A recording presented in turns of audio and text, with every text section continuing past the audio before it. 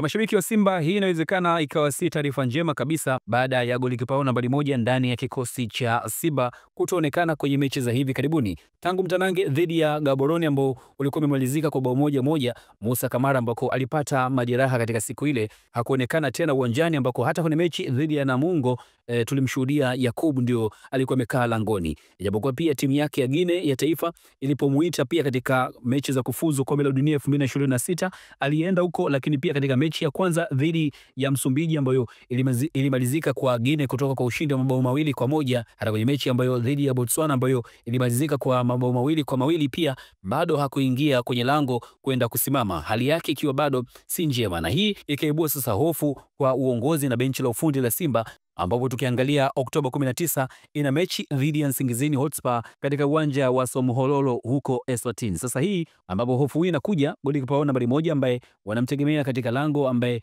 ni mmoja kati ya magolikipa ambao wakikaa langoni wanakuwa imara ndani ya misimu yote miwili ambayo yupo ndani ya kikosi cha Simba. Tumeshuhudia ubora wake akiwa langoni. Sasa katika mechi ambayo inafuata inawezekana asiwepo langoni. Lakini pia ikumbukwe katika nafasi ambayo anacheza Kamara yupo pia Yakubu Suleimani ambaye huyu ni golikipa nambari moja Tanzania Wani ndani ya kikosi chetu cha Taifa Stars. Lakini pia kuna Hussein Abeli ambao wote hao ni magolikipa wengine ambao wapo ndani ya kikosi cha Simba. Inawezekana hii kama akikosekana katika mechi dhidi ya Nsingizini ikawa ni nafasi sasa kwa Yakubu naye pia kuendelea kuonyesha makali yake ndani ya kikosi cha Simba na ubora wake pia ndani ya kikosi cha Simba katika michuano ya kimataifa. Lakini ikumbukwe pia kama Yakubu yupo katika nafasi ya golikipa ndani ya Taifa Stars na ni Tanzania Wani, basi katika mechi za kimataifa naye pia ana experience, pia inawezekana ikawa ni nafasi kwake kama Musa Kamara pia mpaka katika mechi ya dhidi ya Nsingizini hataonekana pia langoni kama majeraha yakiendelea kumsumbua. Je,